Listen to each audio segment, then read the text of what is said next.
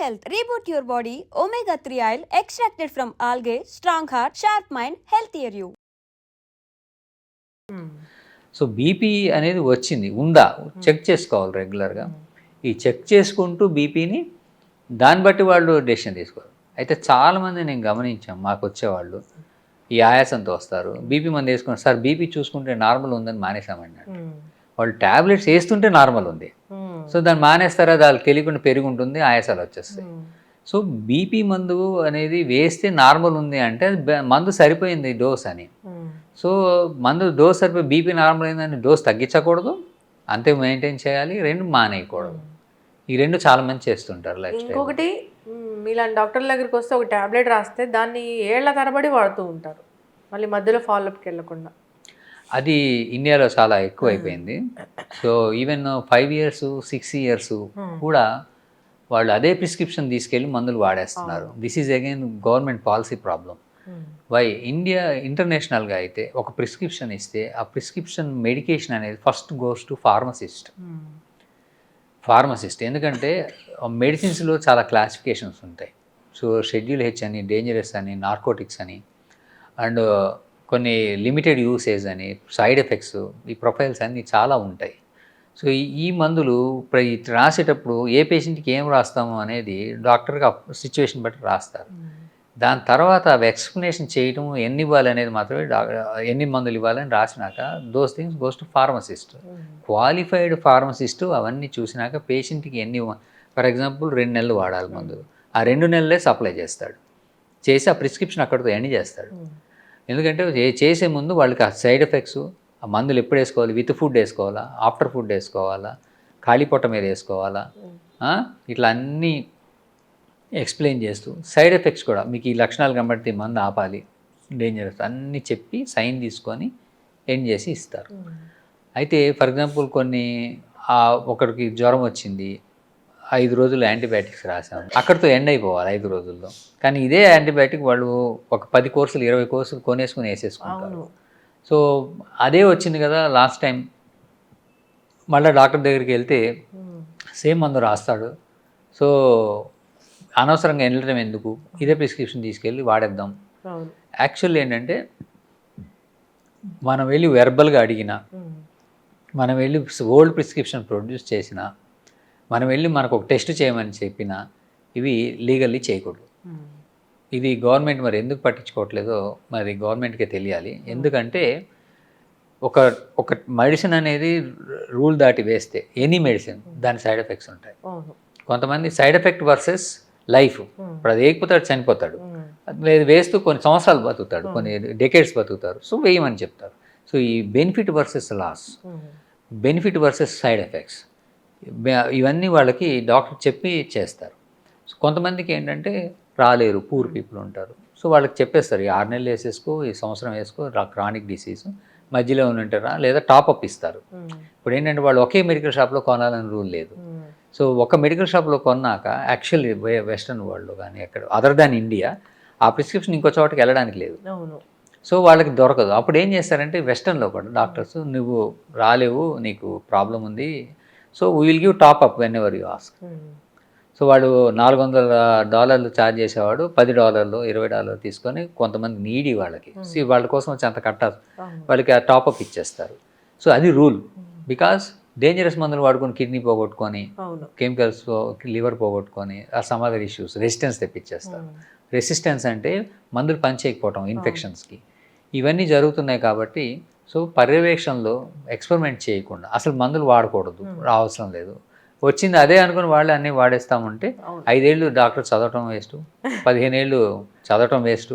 అందరూ ఇండియాలో ఇట్లా జరుగుతూనే ఉంది. సో ఆ నాలెడ్జి డాక్టర్ పెట్టుకోవడం అనేది అనవసరం అంటే ఒక సెక్టర్కి. So these things are very ridiculous అయిపోతుంది. సో దీనికి తగ్గట్టుగా మనకి నేషనల్ హెల్త్ పాలసీ కింద వాళ్ళు ఇవి చేయాల్సినవి చాలానే ఉన్నాయి. సో బీపీ మందు ఒకసారి వచ్చి స్టార్ట్ చేసినాక పోవడం అనేది జరగదు, జరిగితే అది చూసుకొని ఆపుకోవాలి. సాధారణంగా బీపీ మందు అవసరం లేదంటే వాళ్ళకి బీపీ పడిపోయి డౌన్ అయిపోయి కిందకి నీరసాలు రావడం, కొలాప్స్ ఇలాంటివి అవుతాయి, అప్పుడు ఆపుతారు. బీపీ వేస్తుంటే నార్మల్ మందు వేస్తున్నారు కానీ రికార్డింగ్ నార్మల్ వస్తుంది, బీపీ ఉన్నట్టు వాళ్ళు మందులు కంటిన్యూ చేయాల్సి. ఇప్పుడు బీపీ డౌన్ అయిపోవడం అంటే ఎంత పడిపోతే డౌన్ అయిపోయింది అన్నట్లు? 90 సిస్టోలిక్ ఆ. And 60 to 70 diastolic. అంటే మనకి ఒక 30 సిస్టోలిక్లు పడిపోయినా అంతకన్నా డౌన్ అయితే కిడ్నీ అనేది ఫెయిల్ అయిపోయే ఛాన్స్ ఉంటుంది. ఓ. అంటే కిడ్నీకి మనకి యూరిన్ ఫామ్ అవ్వాలంటే ఒక ఫిల్టర్ అన్నమాట కిడ్నీ. ఫిల్టర్ అవ్వాలంటే మనకు ఒక ప్రెషర్ ఉండాలి. ఆ ప్రెషర్ లేకపోతే కిడ్నీ ఫెయిల్ అవుతుంది. వన్స్ ఫెయిల్ అయిందంటే అది వెంటనే మళ్ళీ పనికిరాదు. అంటే ఇప్పుడు ఈరోజు బీపీ నాకు సడన్గా కొలాప్స్ అయిపోయి బీపీ పడిపోయింది, ఒక 2 నిమిషాలు పడిపోయింది. ఈ లోపల నేను చనిపోలేదు, కానీ నాకు ఐవి ఫ్లూయిడ్స్ ఇచ్చారు, రికవర్ అయ్యాను.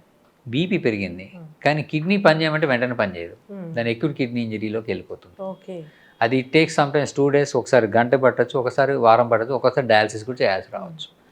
సో క్రిటికల్లీ డౌన్ అయినప్పుడు మాత్రం దాన్ని లో బీపీ అని పడిపోతాం, దానికి మనం వెంటనే క్లియర్ చేసుకోవాలి. ఓకే. సో దాని పరిస్థితి రాకుండా చూసుకోవాలి. తెలిసిపోతుంటుంది వాళ్ళకి వీక్నెస్, కొలాప్స్ అవటం, స్వెట్టింగ్ రావటం, అవును. ఇలాంటివి వచ్చేస్తుంటాయి. సో బీపీ చెక్ చేసుకొని ఆ మందులు వేసుకోకపోవడం, వేసుకొని ఆగటం, అవసరమైతే ఐవి ఫ్లూయిడ్స్ వెంటనే ఇవ్వటం, మెడికల్ అటెన్షన్కి వెళ్ళటం జరగాలి. మరి డాక్టర్ గారు, ఉప్పు తింటే బీపీ బాగా పెరిగిపోతుందా? ఎస్, ఉప్పు అనేది బీపీ పెరగడానికి ఒక కారణం. రావడానికి ఏంటంటే మనకి టోనిసిటీ అంటాం. ఇప్పుడు మనం ఏంటంటే నీళ్ళలో మనం ఈ ఉప్పు కలిపితే దానికి ఒక టోనిసిటీ వస్తుంది, దాని డెన్సిటీ పెరుగుతుంది. సింపుల్గా చెప్పాలంటే మనం కోడిగుడ్డు నీటిలో వేస్తే మునిగిపోతుంది, అది ఉప్పు నీళ్ళు వేస్తే తేలుతుంది. సో దానికి ఉప్పు కలిసింది అంటే దాని యొక్క మారాలి, రక్తం యొక్క కెపాసిటీ మారుతుంది, చిక్కదనం అవుతుంది. అంటే టోనిసిటీ అంటారు. ఆస్మోలారిటీ, టోనిసిటీ పెరగటం వల్ల బీపీ పెరుగుతుంది. సో ఈ బీపీ పెరుగుతుంది కాబట్టి బీపీ రాకుండా ఉండాలన్నా వచ్చిన వాళ్ళైనా ఈ ఉప్పుని కంట్రోల్ చేసుకోవాలి. పచ్చళ్ళు కూడా తినకూడదు. పచ్చళ్ళు అంటే డైలీ బాడీలోకి వెళ్ళాల్సిన ఉప్పు ది బెస్ట్ అంటే 1.5 grams కన్నా తక్కువ ఉండాలి. సో మన ఇండియాలో అయితే 4-5 grams వెళ్ళిపోతుంది, ఎక్కువ వెళ్తుంది. సో 1.5 grams నుంచి 2300 అంటే 2.3 grams లోపలే ఉండాలి రోజు వెళ్ళేది. అంతకన్నా ఎక్కువ వెళ్తే మనకి బీపీ వలన వచ్చే నష్టాలు ఎక్కువ వస్తాయి. ఓకే. కిడ్నీ కూడా వాటిని బయటికి తీయలేదు, అంటే యూరిన్లో మనకి ఈ సాల్ట్ బయటికి వెళ్ళిపోతాయి, ఎక్కువ ఎక్సెస్ ఉన్నవి. సో ఆ కెపాసిటీ దాటిపోతుంది. సో మనకి బాడీలో ఉండిపోవడం వలన బీపీ ఎక్కువయ్యే ఛాన్స్ ఉంటుంది. ఓకే. అలాని అసలు ఉప్పు పూర్తిగా మానేస్తే కూడా కావాల్సిన మనకి లవణాలు కావాలి బాడీకి. ఆ లవణాలు మినరల్స్ లేనిదే మనం బతకం. సో పర్మిటెడ్ లెవెల్లో కరెక్ట్గా ఎంత కావాలో అంతే తీసుకోవాలి. ఓకే. ఎస్పెషల్లీ ఉప్పు. ఇప్పుడు నేను ఫస్ట్ టైం బీపీ చెక్ చేసుకోవాలనుకుంటున్నాను, లేదా నాకు బీపీ ఉందో లేదో తెలుసుకోవాలి, మానిటర్ చేసుకోవాలనుకుంటున్నాను. ఇప్పుడు ఒక ఎక్స్పెరిమెంట్ లాగే చేసి చూపించాలి మనము. బీపీ చెకింగ్ అంటే డిజిటల్ మీటర్స్ ఉంటాయి, లేదంటే మీ హాస్పిటల్స్లో అయితే వేరే అక్యురేట్గా చూపించేవి ఉంటాయి. సో డిజిటల్ దాంట్లో చూసుకునేటప్పుడు మేము ఎలాంటి జాగ్రత్తలు తీసుకోవాలి, చేసే తప్పులు ఏంటి ఒకసారి చూపిద్దాం డాక్టర్ గారు. దీనికన్నా ముందు ఈ బీపీ ఈ చెక్ చేసుకోవాలి, ఎప్పుడు చెక్ చేసుకోవాలి, అసలు లక్షణాలు ఏంటి? చాలామందికి లక్షణాలు ఉండవు. సో కొంతమందికి ఏంటంటే చేయి లాగటం, అది హార్ట్ అటాక్ లాగా, కొంచెం బీపీ ఎక్కువ ఉంటే చేయి లాగటం వస్తుంది, తల తిరుగుతుంటుంది, ఈ ఆక్సిపిటల్ అంటే ఈ మెడ దగ్గర నొప్పి వస్తుంది, దట్ ఇస్ ద మెయిన్ కారణం. కొంతమందికి ఈ లక్షణాలు కూడా ఉండవు, చాలా బీపీ ఉంటుంది, మామూలుగా తిరిగేస్తుంటారు. సో ద ఓన్లీ ఏంటంటే లక్షణాలు లేని వాళ్ళు కూడా ఎప్పుడైనా బీపీ చెక్ చేసుకుంటూ ఉంటాం, ఒక్కటే మార్గం.